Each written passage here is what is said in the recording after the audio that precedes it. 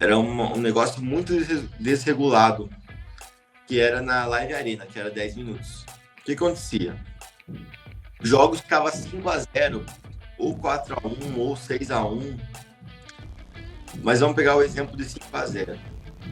Esse jogo tava 5-0 no FIFA, você ficava assistindo o jogo e os dois players do FIFA ficavam chutando no meio de campo. O que você fazia? E o mercado, a Bet disponibilizava um under 8 nesse jogo, sabe? Que ia sendo gol, ela ia aumentando as linhas, só que o jogo não saía mais gol, porque os dois players ficavam dando driblinho, brincando só, e não faziam gol mais. O jogo tava decidido já. Então, cara, teve gente que tirou, assim, milhões, amigos meus, tirou milhões por mês, cara, apostando. Porque, tipo assim, não saía mais gol, velho. Tipo, se saísse um no máximo, era que saía um gol do meio de campo e, tipo assim, um golaço que era raro sair, sabe? É bizarro, velho. Tipo assim, eu tinha uns amigos, eu mandava conta pra ele, assim, mandava 10 mil, ele me entregava a conta tipo, no dia seguinte com 40 mil. Era bizarro, bizarro. Fala galera, tudo beleza? Jonas Caetano na área e sejam todos muito bem-vindos a mais um episódio do Boteco do Clubão, esse programa que a gente traz um convidado das apostas esportivas aqui para vocês, para bater um papo, um programa mais descontraído e também para mostrar a trajetória desse apostador, também dar dicas para vocês. E hoje nós estamos aqui com um convidado muito especial, o Matheus Lewandowski. O Matheus, que ele tá aqui porque o Barcelona liberou ele aqui nas férias, né? A gente tá de férias da La Liga, então o Lewandowski conseguiu participar aqui. Brincadeiras à parte, eu tenho certeza que o Matheus ele vai ajudar muito aqui no nosso programa, porque ele é não só um apostador, mas também um empreendedor no ramo das apostas esportivas. Ele começou apostando, eu lembro que ele começou sendo um dos primeiros clientes que eu tive no meu blog Bet, lá e também no meu grupo de tips. Ele começou muito bem ali, ele viu uma oportunidade e conseguiu agarrar essa oportunidade, foi até o fim e hoje ele colhe muitos frutos devido a isso. Então tenho certeza que a experiência dele nesse programa vai ser muito boa para vocês. Eu também estou com o Vini aqui. Fala, Vini, tudo bem? O Vini, que é do ramo do trade esportivo, ele vai ajudar aí com algumas perguntas, colocar talvez o Matheus na parede. Vamos ver aí. Fala, Vini, tudo bem? Fala, rapaziada. Fala, Jonas. Matheus, obrigado pela sua participação aqui, velho. Prazer tá falando contigo. E bora lá, tô do outro lado ali da área de atuação de vocês dois, mas estamos aqui para resenhar, aprender um pouquinho também, e eu tenho certeza que vai ser um episódio com muito conhecimento aí para todo mundo. Então, obrigado mais uma vez pela participação aí, Matheus.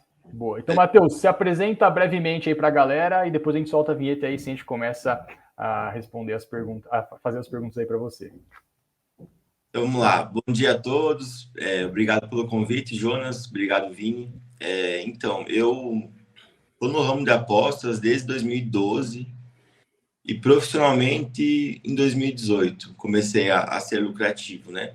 A ter uma renda, assim, significativa com apostas.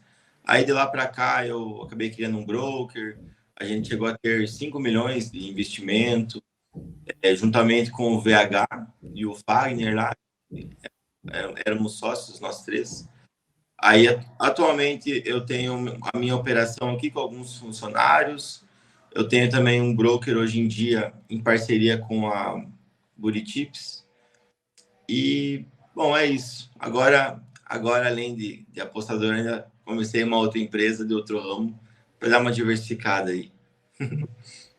Boa, vamos soltar a vinheta então e depois da vinheta a gente já começa aqui o programa com o Matheus Lewandowski.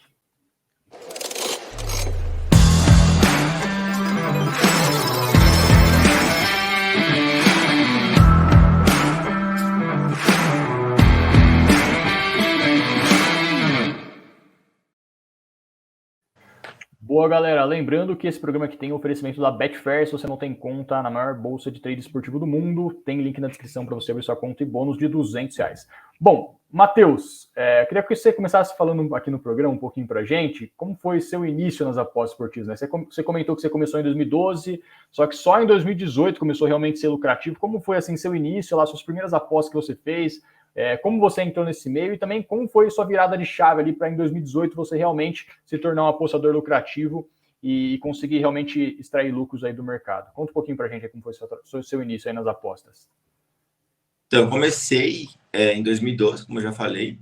Eu trabalhava de garçom em um hotel fazenda aqui na minha antiga cidade. Aí um amigo meu veio e apresentou o site da Sporting Bet. Aí a gente tipo, nem entendia muito bem como que funcionava e tal. Mas aí já coloquei lá R$ 30 e, bom, comecei, né? Apostando em Real Madrid, Barcelona, Manchester United, esses times grandes fazendo múltiplas.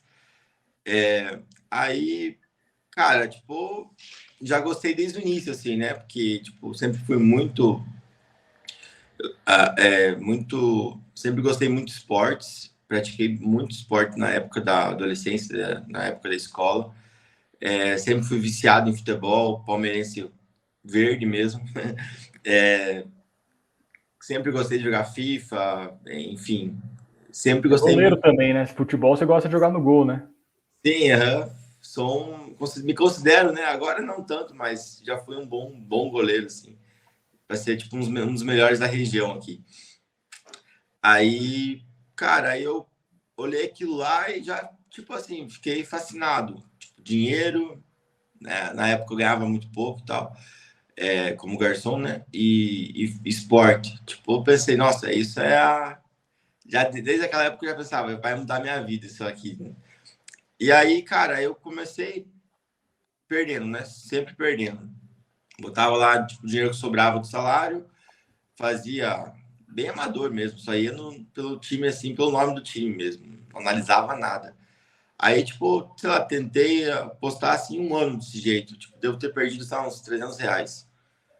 E aí eu colocava um dinheiro que sobrava, perdia e desistia. Tipo, daí ficava uns 3 meses ali, sem mexer com aposta, aí voltava. E aí ficava nesse ciclo vicioso. E aí, cara, em 2014 foi um período que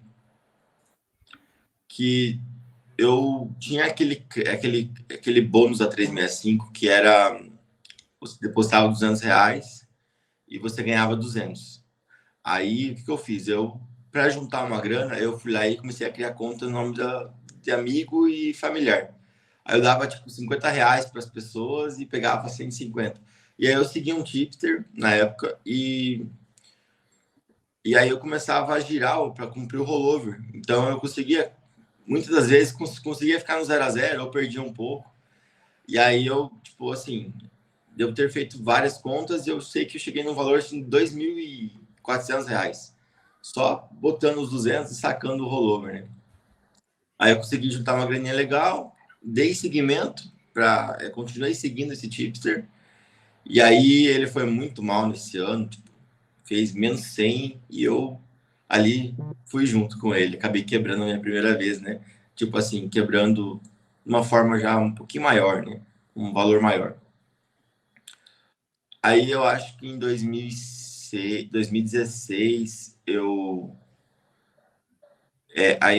acabei voltando também e tal, e aí eu acabei nesse período, um pouco antes até de 2014, foi em 2013, na verdade, eu cheguei a ter um caso engraçado. Eu peguei meu décimo, que era R$ 700, e acabei colocando tudo na Sporting Bet lá. E aí eu fiz uma aposta, a minha ideia era a seguinte, tipo, vou pegar a odd 1.5, vou botar R$ 50 sempre. E uma aposta por dia, tipo, era meu método, né? Aí, cara, fiz 3 apostas, as 3 eu já deu head, já, tipo, já perdi. Aí eu fiquei desesperado, falei, não, vou perder todo o meu dinheiro, vou sacar. Aí quando eu fui sacar, a Sporting Bet não deixou, porque eu tinha que fazer R$ 700 em apostas. Rolou, velho. Aí o idiota foi lá e quis apostar em alguma coisa rápido. E eu dei, tipo, um all-in com o restante do dinheiro, que era 550, R$ 600, mais ou menos. Botei lá, tipo, acho que era pro Nadal vencer uma partida de tênis, tipo, odd 1.02, sei lá, odd muito baixo. E aí o Nadal me perde o jogo, velho. Tipo, um jogo que ele, tipo assim, bizarro, ele perde. Aí eu perdi o décimo, né, velho? Tipo, o dinheiro que sobrava no ano, assim. Eu pagava faculdade na época e tal, não sobrava muito. Aí, cara, eu foquei na faculdade, tipo, tava com TCC, muito estágio, sou formado em nutrição, né? Aí, tipo, tava bem complicado, assim, não tinha nem dinheiro, nem tempo para mexer com a aposta. Aí eu esperei, tipo, me formei na facul e tal, comecei a trabalhar, tipo, assim, bastante mesmo. Tipo, eu trabalhava num hospital, trabalhava nesse próprio hotel fazendo, depois quando eu comecei como garçom lá, depois virei nutricionista, né? Fui subindo de cargo. E aí eu, tipo, trabalhava das 7 da manhã até 11 da noite, todo dia. Eu sempre, tipo, fui muito esforçado, assim, sempre gostei, assim, de querer... Sempre fui ambicioso, né? Sempre tive vontade de crescer na vida. Aí eu juntei um valor legal, assim, durante um ano, mais ou menos. Tinha um valor legal, tava pagando um consórcio para comprar um carro já e tal. E aí eu tinha, sei lá, uns 10 mil reais, assim, que eu poderia dar de lance para pegar o carro. Eu optei em voltar para as apostas, sabe? Aí eu comecei a ver muito conteúdo do Danilo Pereira. Aí o Danilo Pereira tinha um grupo VIP na época e tal. E aí eu comecei a seguir ele ali. Aí segui ele por um bom tempo, comecei a ganhei até um dinheirinho legal. Aí eu comecei a conversar com o Antônio Michelino. Aí chegamos na fase da minha história onde envolve o Jonas Caetano. Aí o Mickey começamos a conversar e tal. O Mickey na época queria uma dieta, que eu era nutricionista, né? Uhum. A gente acabou assim, eu fiz uma dieta para ele e tal. E aí a gente começou a conversar e eu falei com ele, mas o que você, né, faz da vida e tal? Aí ele, cara, eu vivo da aposta e tal. Aí eu falei, mas e dá um dinheiro legal? Que até então, na minha opinião, tipo, a aposta nessa época era tipo como uma renda extra somente, assim, não tinha expectativa sei lá, ficar milionário com a aposta, tipo, nem ganhar muito dinheiro. Tipo, era uma... Queria ganhar, sei lá, 500 reais para complementar minha renda como nutricionista. E aí o Mickey falou que estava ganhando 6, 7 mil por mês, assim, tipo, era um dinheiro que eu trabalhando das 7 até 11 horas da noite não ganhava no mês. Aí ele acabou me passando o contato do Jonas e tal, conversei com o Jonas, assinei o Blogabet dele, e aí bem responsável também, né, tipo, na época eu coloquei, sei lá, 3 mil reais lá, tava fazendo gestão de unidade de 300 reais, tipo, aí pegava o que dava e tal, e esses 3 mil virou 11 mil no mês. Aí depois acabou virando 27 mil no segundo. E aí, cara, depois comecei a caça, procurar mais tips e tal, e escalar o negócio, botar gente para trabalhar para mim. Basicamente foi essa história, né?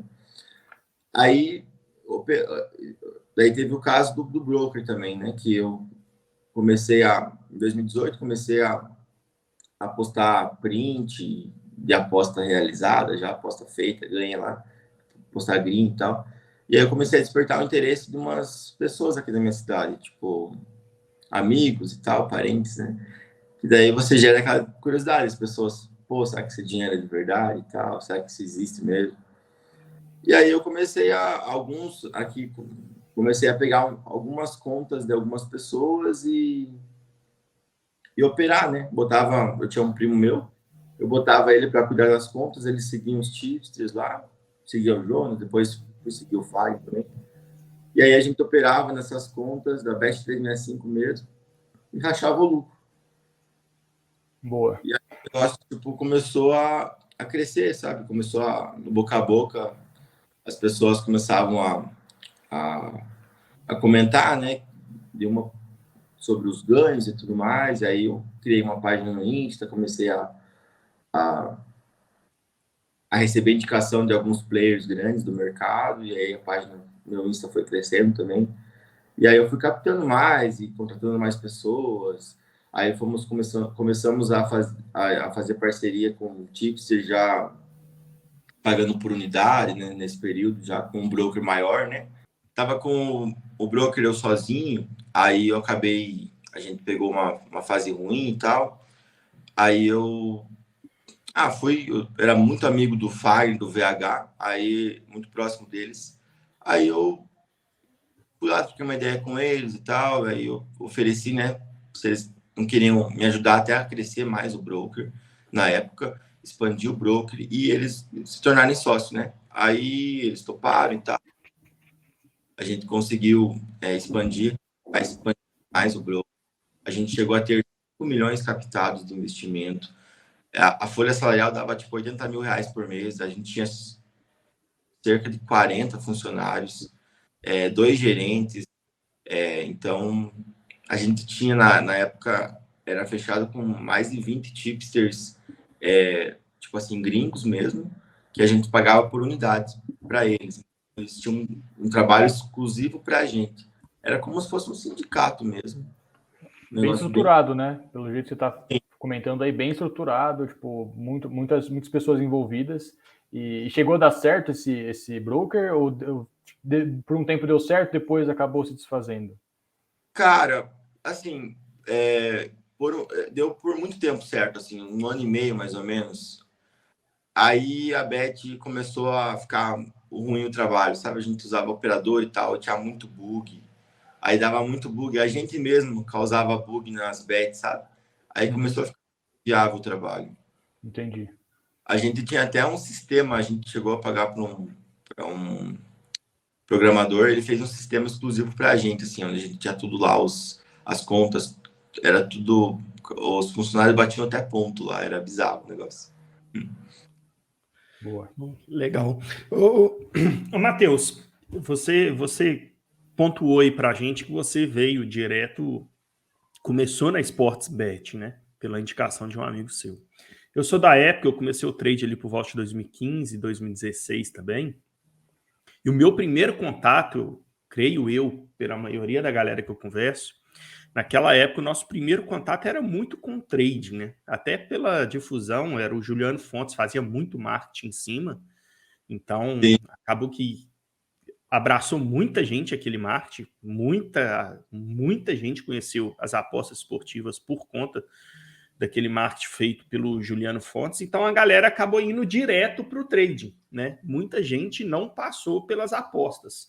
Punch, eu mesmo nunca peguei para estudar punch desde aquela época. O primeiro curso que eu comprei foi até aqui do clube mesmo, e tinha no curso tanto a modalidade punch quanto trade. Eu já fui direto para o trading, não me interessou muito a parte punch. E para você, cara, que começou já direto numa casa de apostas para punch também, em algum momento teve algum interesse para o trading? Já tentou fazer alguma coisa no trade também ou sempre ficou no mundo punch? Então, Vini, no começo, eu também cheguei a conhecer o meio do mercado, né, esportivo por causa do Juliano Fontes. Só que, cara, eu sempre tive uma ideia, assim, um pensamento comigo que, para mim, eu sempre quis ser mais tipo, um investidor do que um apostador ou um trader, entendeu? Trabalhar ao Então, vivo e tal. Você não queria muito isso, né? é que, tipo, não tinha... Porque eu trabalhava na época e, tipo assim, eu não falo real pra você, eu não tinha coragem de largar o meu trabalho. Eu nem aconselho, né, para quem tá começando, largar para ficar, tipo, às vezes o dia todo em casa estudando para talvez ganhar uma aposta, né? Porque não é uma coisa assim certa, né? Então é bom você no início ter alguma coisa fixa e ir aos poucos, devagar, vendo, testando até o teu emocional, que é muito importante, né? Que vai ter fases que vai ser complicado você se aguentar ali. Então, aí como o Panther era só pegar a aposta, era mais assim, tinha mais opções por exemplo, para seguir tipster, né? A minha intenção, assim, eu apostei no meu primeiro ano sozinho, depois eu sempre procurei encontrar alguém para seguir, sabe? Eu nunca fui soberbo para achar que vou ser um grande apostador sozinho e tal, sabe? Então eu sempre reconheci que eu talvez não nasci para ser apostador sozinho, tipo, analisar jogos e tal. Aí eu sempre procurei encontrar pessoas, até antes de saber que existia tipster, eu ficava pensando, pô, eu tenho que encontrar alguém para eu pagar para esse cara para eu seguir ele, para ele alguém que viva disso, entende? Então foi basicamente isso, né? A Betfair, a única experiência que eu tenho com a Betfair é de um cara que operava em galgos, ele chegou para mim e tal, e ele falou que operava em galgos e tal, e ele tipo quis fazer um broker comigo lá, e eu acabei inocente, mandei o dinheiro lá para a conta dele, ele me roubou, né? Então foi a única experiência que eu tive com a Betfair, foi esse golpe que eu sofri, mas eu acho muito legal mesmo o trader. Eu acho até mais chique que o apostador, né? Até aproveitando esse gancho, Jonas, para fazer outra pergunta para ele também, que eu acho interessante, é o seguinte: no meio do trading, a gente já viu vários golpes desse sentido que você mesmo citou agora. A galera, como se fosse um sistema de broker mesmo, só que para trading, e a galera sumir com o dinheiro do pessoal. E no trading, esse tipo de situação é muito mais difícil, né? Como o trade a gente entra, sai do mercado toda hora. Quanto mais dinheiro você coloca no mercado, menor mobilidade você tem no mercado para entrar e sair, já que a gente sai muito lance a lance ali e tal. E vai ficando mais difícil trabalhar. Então é praticamente impossível se criar um sistema de broker, dependendo da estratégia utilizada no meio do trade esportivo, porque vai dificultar o trabalho. Você vai perder rentabilidade, porque para fazer uma entrada você vai ter que perder tickets, para sair você vai ter que forçar mais para perder ticket. Quanto mais dinheiro, mais difícil vai ficando. Que a liquidez, né, Vini? Cai. A liquidez acho que complica muito para trabalhar, talvez, uma stake muito grande, dependendo do campeonato que o trader ele atua, né? Vai acabar dificultando muito essa entrada e saída e consequentemente, vai acabar perdendo a lucratividade, né? Exatamente. Ele, inclusive, assim, para eu cair num golpe de broker é muito difícil. Então, ele era assim, amigo não. Era um conhecido do nosso ciclo ali, sabe? Sim. Ele fazia parte de grupos em comum e tal, e aí o cara, tipo assim, do nada, aplicou em umas 5 pessoas. Sim. Foi um caso isolado, né? Sim. Então, aí até para completar sobre isso, cara, então acabou que a galera do trading tem um receio muito grande com broker e tal, por conta do nosso lado do mercado, que é difícil, sabe? E aí, para aproveitar, eu queria te perguntar como que funciona para vocês no Punch. Eu sou um leigo total de broker, tá? Eu estou aqui para aprender o que a galera vai pegar de conhecimento seu, que eu estou aqui para receber esse conhecimento também, que eu sou totalmente leigo. Como que funciona nesse mundo de vocês a questão do broker? Quando vocês pegam para fazer esse investimento com a galera, existe um contrato? Como que funciona o procedimento inicial para quem quer fazer esse investimento com vocês?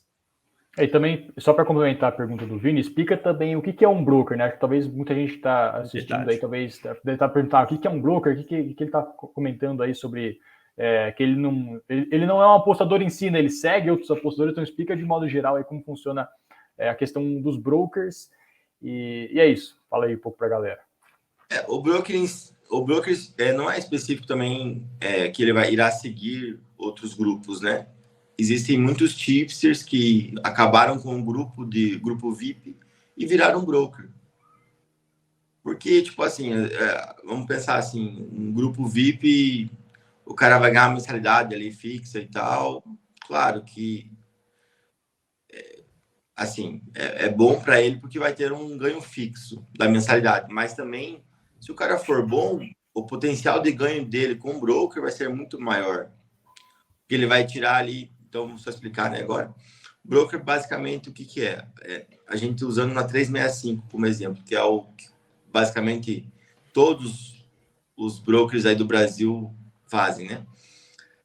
O cliente vai pegar uma conta da 365 dele, vai mandar com saldo, e o broker só vai operar em cima dessa conta, vai administrar esse dinheiro, vai operar ali em cima desse valor dessa conta. Aí eles podem usar bot, né, um replicador de entradas, ou operadores. Então, vamos supor, eu sempre trabalhei com operadores, né, com funcionários. Então, geralmente você vai colocar lá num grupo teus operadores e você vai fazer o envio das entradas lá naquele grupo. Esses operadores vão estar lá na casa deles, com acesso a, sei lá, 6, 3, 8, 10 contas de clientes, cada conta separada, e cada cliente tem a sua stake definida, e o operador vai fazer as apostas conforme foi mandado lá naquele grupo, né? do envio de entradas, e aí vai fazer em cada conta aquela entrada. Aí, geralmente, o acerto é sempre uma conta limita. Aí fica 50% do lucro para o investidor e 50% para a empresa. Basicamente é isso. Então, como o Vini comentou da questão de que pode ter roubo e tal, cara, o bom é você sempre desconfiar e nunca confiar, né? Nunca enviar dinheiro diretamente para a conta do destinatário. Sempre enviar através de uma conta sua, que aí a conta... O saque tem que ser vinculado ao seu CPF e tal, fica mais... Até um tempo atrás, já tinha um bug lá na Bet, que dava para fazer saque para terceiros e tal, né? Agora já não dá mais, então tá um pouco mais seguro. Então, basicamente é isso. Não tem como o cara roubar. O único problema é que se o cara for ruim, ele vai quebrar tua banca, né? Mas aí você tem que sempre pegar uns feedbacks, ver se algum conhecido seu já investiu naquele cara lá, naquele broker e tudo mais. E daí a importância também, né? Só para complementar, por exemplo, a confiança, né, que o cliente ele vai ter do seu broker. Se você for um broker que traz resultado, o cliente ele vai querer e ele vai pagar você, obviamente, quando ele receber o dinheiro da conta da Bet365 dele, ele vai pagar os 50% da parte, né, do broker, para você também fazer a distribuição para os operadores e tudo mais. Ele vai ficar com os 50% do lucro, e aí, como ele viu que é realmente um serviço bom, que ele realmente foi lucrativo, ele vai querer reinvestir, né? Ele vai querer buscar talvez uma outra conta. Então, daí a importância também, né, da confiança que você ganha na comunidade. Se você for um broker ruim, provavelmente você não vai sobreviver, você vai acabar quebrando a conta dos clientes, e aí vai ficar por isso, você vai morrer basicamente no ramo, né? Mas se você for um broker bom e tiver bons seguidores, bons tipsters, né, para operar aí no seu broker, a tendência é que você vai, no boca a boca, você vai ganhando mais confiança e vai ganhando mais clientes por causa disso, né? Aconteceu bastante isso com você, né, Lewandowski? Sim, sim. O trabalho, realmente, o boca a boca, ele é a melhor propaganda que existe. Então, como também pode ser a pior, né? Se você entregar um resultado ruim, você vai acabar ficando queimado. Hoje, com a internet, cara, é muito fácil, né? É muito rápido os dois processos. Tanto o negativo é mais ainda, né? Se você fazer alguma coisa errada, você vai expandir, esse comentário vai expandir mais rápido do que uma notícia boa. Em relação a broker, até pro broker mesmo, o que a gente faz lá atualmente, a gente sempre fez, né? A gente geralmente combinava já com o investidor que a gente faria o saque primeiro do lucro. Então, vamos supor, o cliente mandou uma conta com 10 mil e a conta limitou com 20. A gente faria um saque primeiro de 5 mil, aí quando caísse na conta, ele mandava para nós, aí depois a gente passava a senha e o login para ele. Mas isso a gente só faz para o primeiro cliente. Depois, o cara já pagou uma vez, aí é mais tranquilo, né? A confiança acaba aumentando. Existe a opção de fazer contratos também, mas tipo assim, a gente no mercado nosso não é regulamentado e tal ainda, então não existe muito assim um meio legal, né, para isso. Basicamente na confiança, é você conhecer um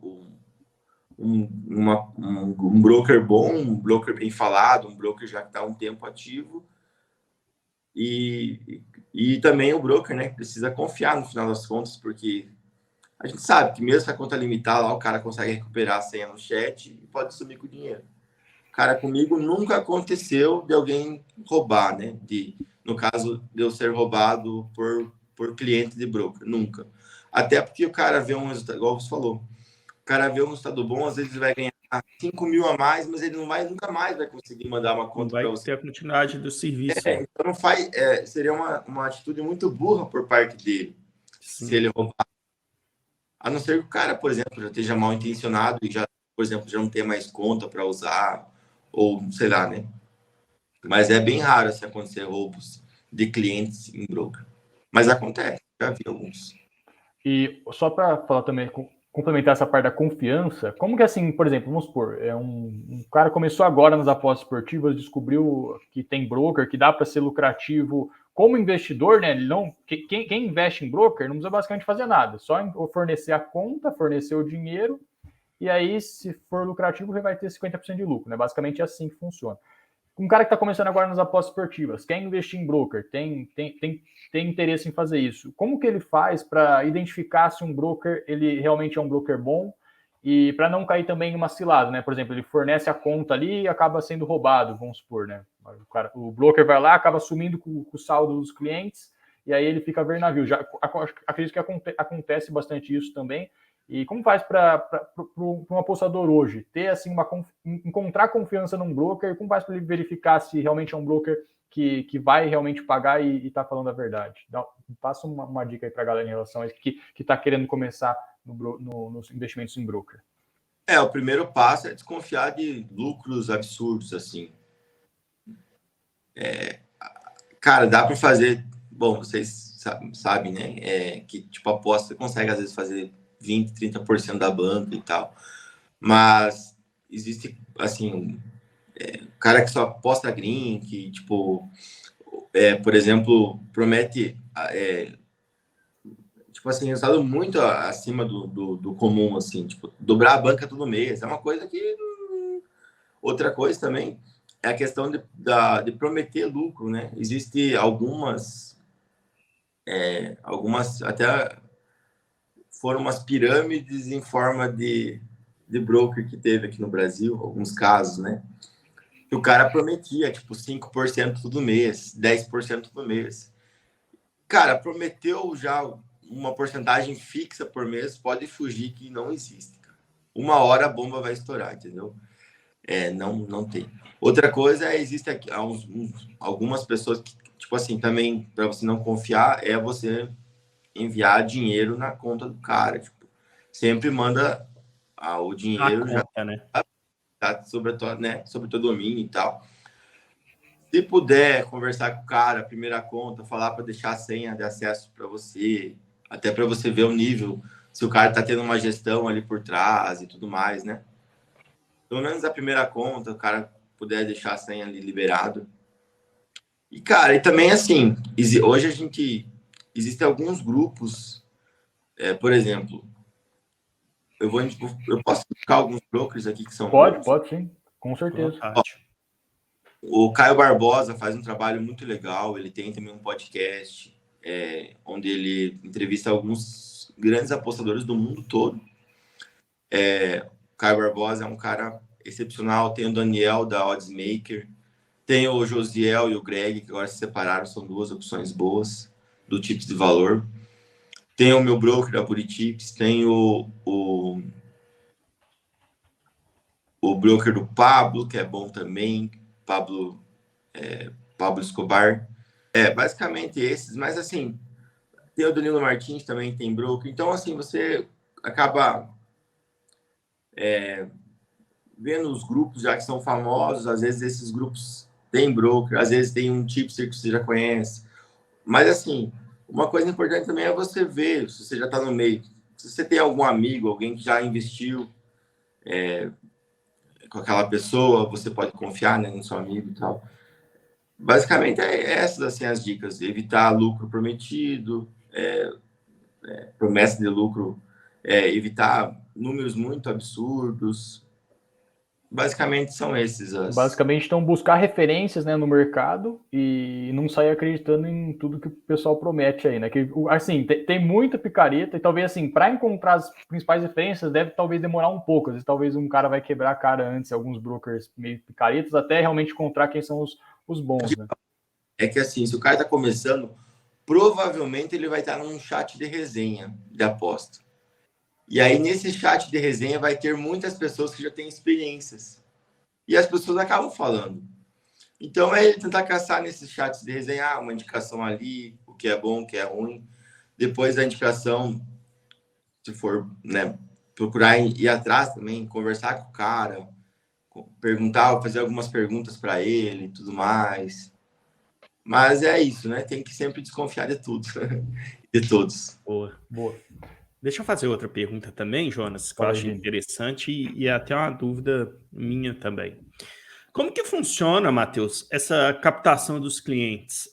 Por exemplo, tem um valor mínimo de investimento? Tem um tempo mínimo de investimento? Como que funciona essa captação e essa conversa para a coisa acontecer?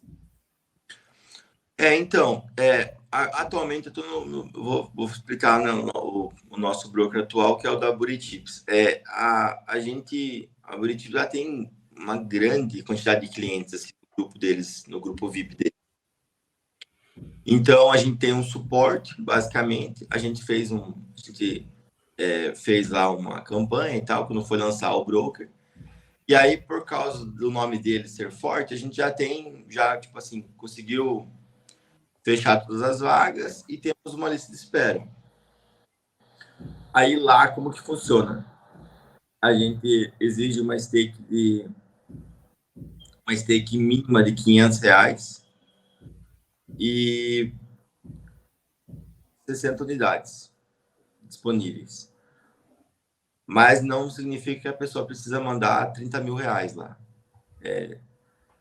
Tipo assim, só precisa geralmente mandar umas 10 a 15 unidades. Aí, se caso pegar uma variância negativa, a gente entra em contato com o investidor para ele depositar mais. Por que a gente faz isso? Porque se você depositar valores muito altos em uma conta geralmente que não foi usada ainda, chama atenção para a limitação, né? Então, a gente faz isso para a conta durar mais. Cada broker tem sua especificidade, então o nosso é assim. Os outros aí dependem, né? Tem broker que...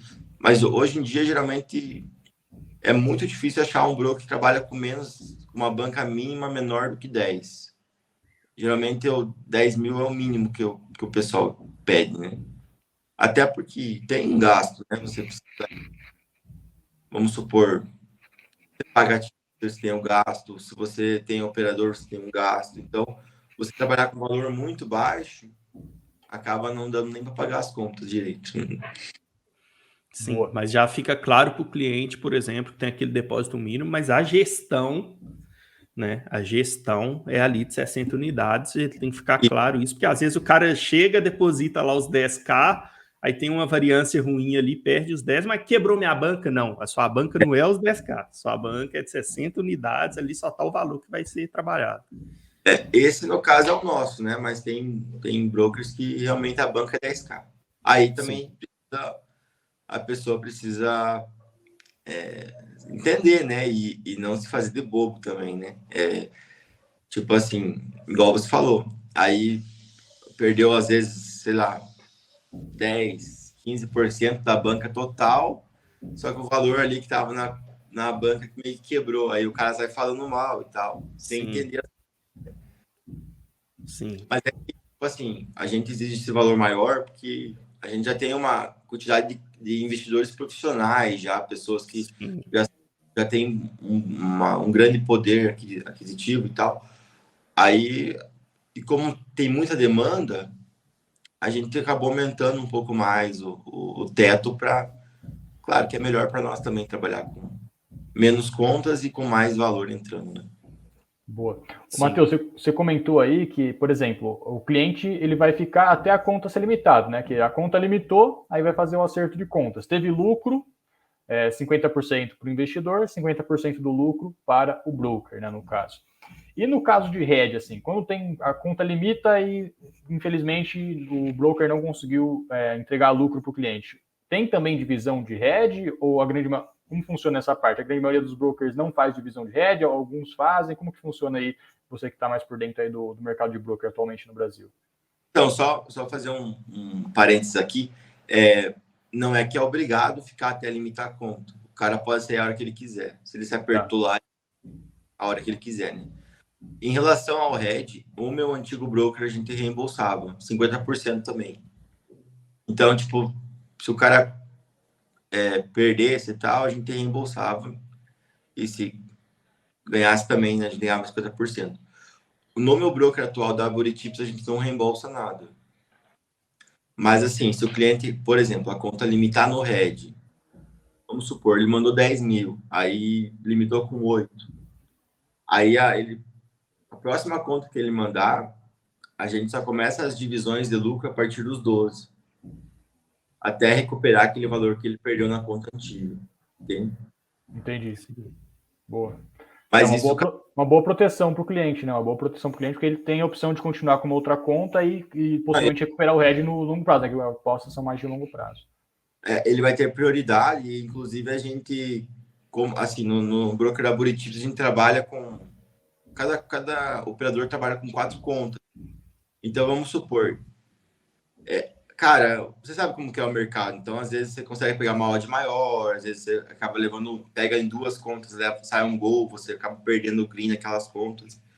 Então, geralmente, as primeiras contas são as que têm prioridade e elas geralmente vão entregar um número melhor do que a quarta, por exemplo. A gente também define isso pelo valor da stake. Então, uma conta que o cara usa R$1.000 de stake, essa conta vai ser prioridade para nós, em vez de uma conta de R$500. Então, supondo um exemplo aqui. Se o cliente que teve a conta limitada negativa, essa próxima conta que ele mandar, a gente vai pôr ela como prioridade para recuperar o mais rápido possível. Para a gente já conseguir pôr ela no jogo novamente. Então, a gente faz isso também para evitar que o cara seja muito prejudicado, né? Boa. E só mais uma pergunta em relação aos tipsters agora. Porque quando eu comecei nas apostas lá em 2017, 2018, a Várzea era o carro-chefe ali, porque era muito fácil encontrar apostas boas lá na Várzea brasileira, estaduais, sub-20, feminino.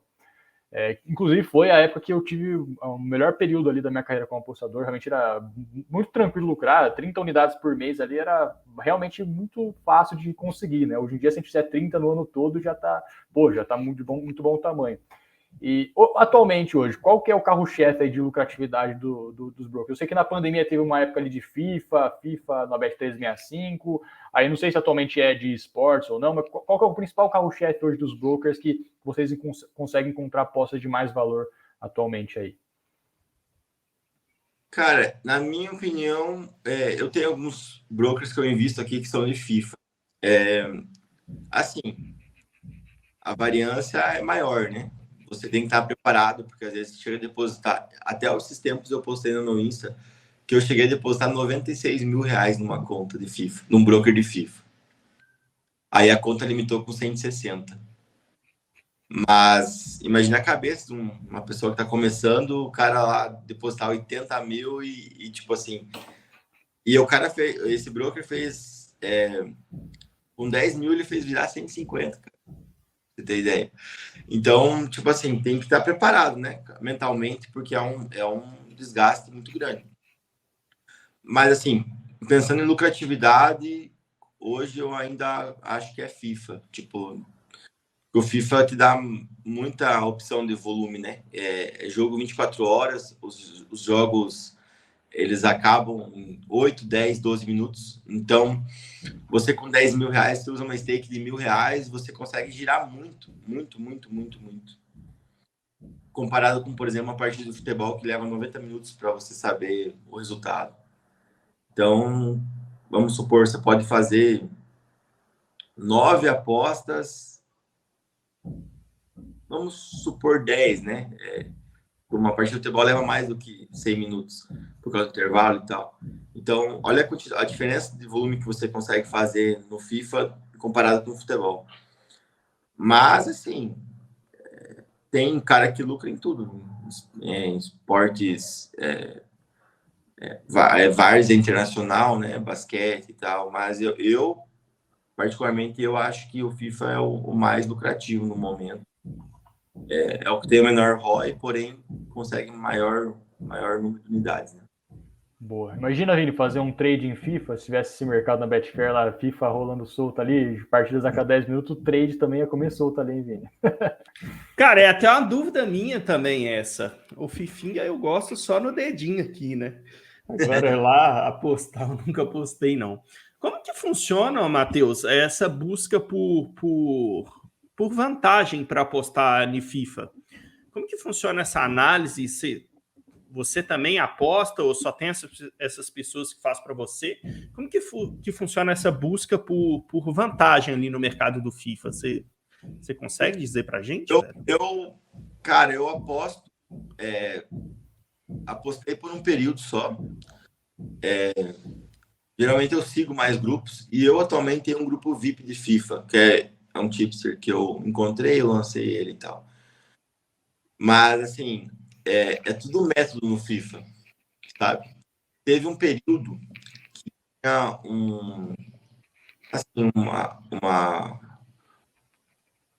era um negócio muito desregulado, que era na Live Arena, que era 10 minutos.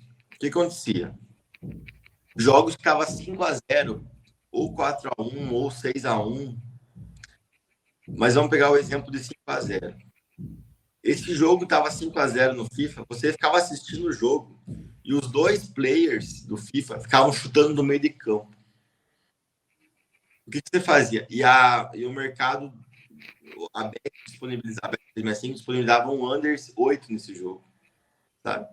Que ia saindo gol, ela ia aumentando as linhas, só que o jogo não saía mais gol, porque os dois players ficavam dando driblinho, brincando só, e não faziam gol mais, porque o jogo estava decidido já. Então, cara, teve gente que tirou, assim, milhões, amigos meus, assim, tirou milhões por mês, cara, apostando nisso. Porque, tipo assim, não saía mais gol, velho. Tipo, se saísse um no máximo, era que saía um gol do meio de campo e, tipo assim, um golaço que era raro sair, sabe? É bizarro, velho. Tipo assim, eu tinha uns amigos, eu mandava conta pra ele, assim, mandava 10 mil, ele me entregava a conta, tipo, no dia seguinte com 40 mil. Era bizarro, bizarro. Era padrões do live, então, né? Padrões do live que tinha oportunidades ali. O método no live que você ficava olhando, quando dava um placar muito elástico, você entrava no under, era green. Podia fazer a aposta e ir embora, que era só voltar e pegar o dinheiro. Era um assalto, cara, um assalto. Então, existem esses métodos, né?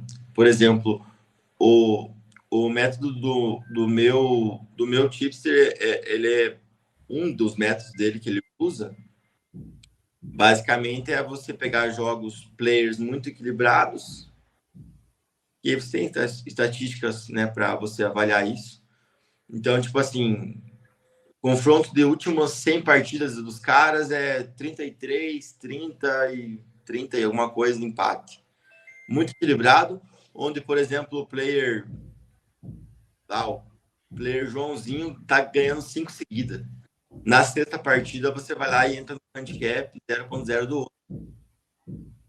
É um método que ele tem. E dá certo. Dá certo. Pelo que eu vi também do FIFA, do meu meio aqui, né? O pessoal que apostou bastante, por isso na pandemia, lá era muito assistir o live, né? Até para responder um pouquinho o Vini também. Era muito acompanhar o live ali e ver, esse cara tá muito bem hoje, então vai lá e aposta nele. Esse cara tá muito mal. Tentar identificar padrões ali, e tanto no live como também no pré-live. Você acha que no FIFA era 10 minutos, né? Partidas a cada 10 minutos. Então o cara jogava hoje, aí joga hoje na hora do almoço, depois ele joga 2 da tarde, depois do final do dia ele joga também. Então, um mesmo player, né, que controla os jogadores ali, ele jogava mais de uma vez no dia. Então, às vezes ele estava num dia bom, às vezes estava num dia mal, então tentar identificar esses padrões, né, Matheus? Sim. Então, Vini, outra coisa também é que o cara que aposta em FIFA, ele já conhece os players, já sabe quem é melhor, e acontece muito disso. Por exemplo, no 8 minutos, às vezes acontece do melhor player tá com o melhor time, por exemplo, que é o, sei lá, vamos supor que seja o PSG, o melhor time. Contra, por exemplo, um Atlético de Madrid, com um cara que não é tão bom, entendeu? Sim. E às vezes abre um handicap positivo para esse cara que tá com o melhor time e ele é o melhor player. Sim. Tem coisas assim que os meus amigos que apostam em FIFA falam que é bizarro, assim. Parece que é tipo a pegadinha, que é o melhor player, o melhor time e um handicap mais um, às vezes, mais meio. Então, por ser muito jogo também, por ter muito jogo, você consegue ter, consequentemente, mais desajustes, né? Mais erros de odds, né? Vai aparecer mais coisas desregulado. Entendi. Cara, eu sou tão leigo nisso, mas tão leigo nesse mundo do FIFA também. Eu já vi a galera falando, mas eu tinha na minha cabeça que apostava no FIFA com a máquina jogando. Não. Mas não, são com players reais jogando mesmo, então aí buscar padrão realmente dá para... Eu vivi muito esse mundo do FIFA competitivo aqui no Brasil, sabe? Eu já tive até um site de competitivo de FIFA, conheço vários players, pro players aqui de FIFA, mas eu não sabia. Esses jogos provavelmente são jogos europeus, né? Com players mesmo que as casas colocam, mas eu tinha na minha cabeça que era com a máquina jogando, então por isso que vinha essa dúvida na minha cabeça. Mas deu para entender também a questão do live, né? Muito parecido com o trade esportivo. Você busca padrão de comportamento no jogo que vai te trazer vantagem a longo prazo. Então, aí, a live também trazendo conhecimento do lado do FIFA também. Legal. Boa. E Matheus, só para fazer mais uma pergunta para você, em relação a... Assim, você como broker, e até você comentando aqui no nosso boteco, precisa ter muitos contatos para saber quem são os melhores tipsters, para ter contato, para conseguir captar cliente, para poder fazer boas parcerias. Eu queria que você falasse um pouquinho qual a importância do networking que você vê atualmente para quem quer empreender nas apostas esportivas, para quem quer investir em broker, para quem quer buscar bons apostadores aí para estar seguindo. Qual a importância do networking e como você fez para conseguir ter esse networking que você tem hoje em dia, né? Porque você é um broker muito bem sucedido, um apostador que já conseguiu muitos bons resultados e tenho certeza que muito desses resultados foi por causa desse networking que você fez aí ao longo da sua trajetória. Então conta um pouquinho como que faz para ter um bom networking atualmente aí nas apostas esportivas, para quem quiser começar. Cara, eu acho que o networking é tudo, basicamente. Para mim foi tudo, né? Você é a média das pessoas que mais convivem. Eu consegui conseguir networking basicamente indo em eventos de apostas. Assim, você conversar pessoalmente com uma pessoa e tal, é diferente de você ficar pelo celular ou, né, pelo WhatsApp e tal. Eu acho que foi no Betmasters que a gente se conheceu pessoalmente, né, Jonas? E foi ali que eu acabei conhecendo o Franco, conhecendo o Josiel e tal. E ali, pensa só, nessa época estava começando nas apostas, fui lá, conheci e tal, e acabei conhecendo o Josiel, comecei a mandar conta para ele. Ele operava nas contas para mim, também a gente rachava os lucros, né? Então eu consegui algumas parcerias já ali. E aí com o tempo você vai aumentando. Cada vez que você vai em um evento, você acaba alguma coisinha você vai conseguir a mais, né? Aprender uma coisa nova. E basicamente é isso, né? É você tentar também entregar alguma coisa para aquela pessoa, porque não adianta você só chegar e ficar pedindo, né? Você tem que, de alguma forma, tentar ali agregar para ele também, que daí ele vai ser recíproco contigo. Então, a minha dica que eu dou para quem está iniciando, quer aumentar o network e tal, é você ir nos eventos de apostas que está tendo. Hoje está tendo vários. Tem o Betmasters, tem o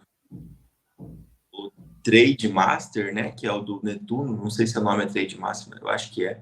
E tem a Bet Expo, teve agora em São Paulo.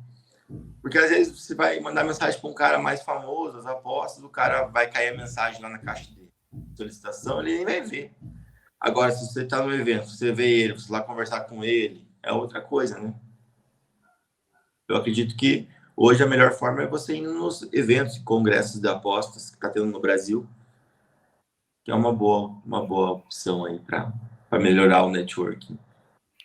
Matheus, outra dúvida minha também, cara, é o seguinte, sobre as questões das casas de apostas, limitações, igual você mesmo já citou aí, de algumas contas serem limitadas, ter que começar com outra conta e tal. Como que funciona para vocês a escolha dessas casas, né, as europeias, as asiáticas também, o porquê que em algumas vocês buscam as europeias, mesmo havendo a limitação, né? E também por conta que algumas casas oferecem odds melhores, como por exemplo, a Pinnacle vai ter odds melhores do que algumas casas europeias. Por que a escolha de, mesmo com essa limitação dessas casas, e além disso, como que vocês tratam essa limitação? Você já citou aí do cliente pegar outra conta, criar, mas como que internamente você gerencia melhor essa situação das limitações também? Então, a Pinnacle, por exemplo, ela oferece, né, odds melhores e tal, porém, nos mercados que a gente atua, ali você não consegue botar tanto dinheiro quanto na 365. O FIFA, por exemplo, só tem na 365. Uhum. E a gente usa especificamente a 365 porque ela é uma casa europeia, né, que é confiável. Existem algumas casas aí que retém dinheiro. Eu, por exemplo, na Sporting Bet, eu tenho 5 mil lá preso, assim, faz muito tempo. Tipo, eu perdi o dinheiro. Tipo, eu nunca mais vão pagar, entendeu? A outra pergunta era em relação a como eu fazia a logística, né? Como que você trata isso? Por exemplo, coloquei o dinheiro lá com você na 365, porque eu quero FIFA, seu broker de FIFA. Aí você começou a trabalhar, teve alimentação. Aí vamos supor que dá até aquele exemplo que você citou, né? Você começou com 10, aí limitou, infelizmente tinha caído para 8 naquele momento, só que agora eu preciso de outra conta. Aí como que é feita essa logística para a pessoa conseguir outra conta? É em nome de parente mesmo? Como que funciona isso? Tipo assim, no caso, eu vou falar um pouquinho da minha operação como é aqui. A minha operação, esquecendo o broker, né? O jeito que eu trabalho fora os brokers. Eu tenho alguns vendedores de contas, que são pessoas que vão atrás das outras pessoas para comprar as contas, fazem parcerias lá com as pessoas, dão porcentagem, pagam um valor fixo para a pessoa dar conta. Aí eles fazem toda a parte da criação da conta da Bet365 e aí eles me vendem essas contas. Aí eu pego essas contas e deposito do meu dinheiro mesmo e mando para alguns operadores meus. Eu tenho atualmente, na minha parte aqui, sozinho, exceto o broker, eu tenho 5 operadores. Eu tenho 2 que seguem FIFA durante o dia e tenho um que cobra a madrugada. Aí eu tenho mais 2 que seguem uma carteira assim, de 30 e poucos tipsters, que são carteira do Blogabet, bastante tipster do Blogabet e tal. Aí, basicamente é isso. Em média, eu aqui sozinho limito umas 60 a 70 contas por mês. Então, fica um giro bem grande, né? Então, basicamente é esse. Tipo, eu tenho, acho que uns 5 vendedores de conta. São pessoas que agora só fazem isso. Tipo, largaram o emprego e estão só fazendo isso. Aí, tipo, eu pago R$600 por conta. Eles devem pagar lá 300, 400 para a pessoa. Eles ganham uma parte em cima. E é basicamente assim que trabalha, né? Para quem é basicamente assim que trabalha quem usa a 365. Não tem como fugir, né? Que a limitação é muito grande, né? Então, quem realmente atua só na Bet365 e os principais mercados mais lucrativos, talvez, estão realmente na Bet365 com desajuste de odds. A grande maioria dos tipsters muito lucrativos atuam na Bet365.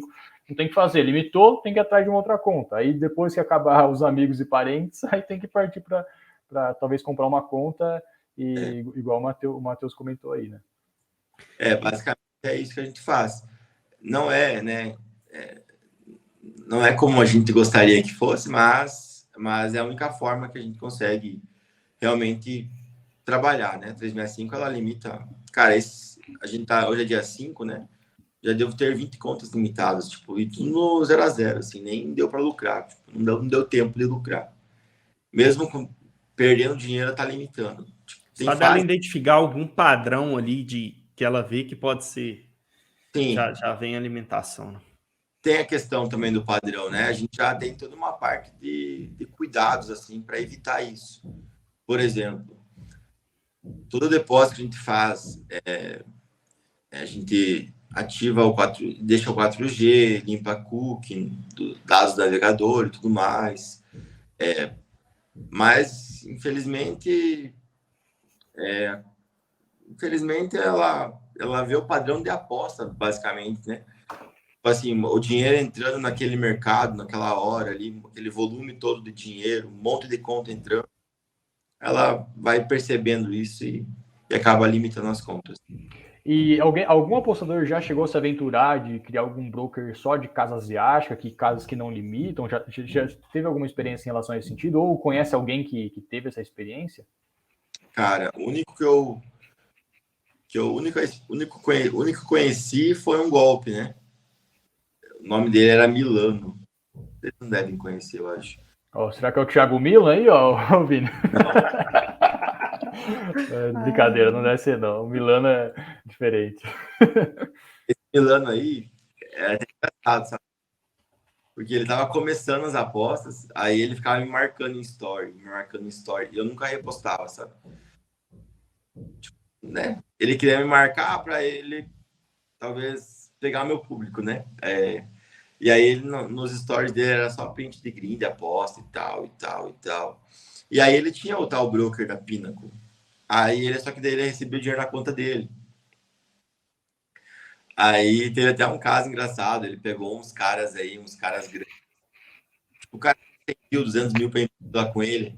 Levou para São Paulo, levou na escândalo lá os caras. Levou no camarote do Corinthians. Pagou tudo pros caras, tipo, sabe? Aí os caras caíram, né, velho? Não, o cara realmente é foda. E botaram dinheiro lá e ele roubou os caras. Aí, então, cara, eu tipo assim, fora esse caso aí que foi esse golpe, eu nunca vi, sabe? Alguém conseguir, né, ter broker na Pina.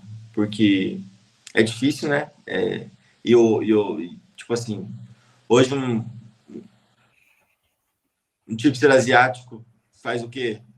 Umas 10 unidades no ano, 20, um cara bom. Sim. Então, tipo, vale mais a pena você ficar, né, nesse ciclo da Bet 365 e fazer isso no mês do que uma pessoa que está iniciando, quer ganhar bastante dinheiro, por exemplo, quer ganhar mais dinheiro e tal.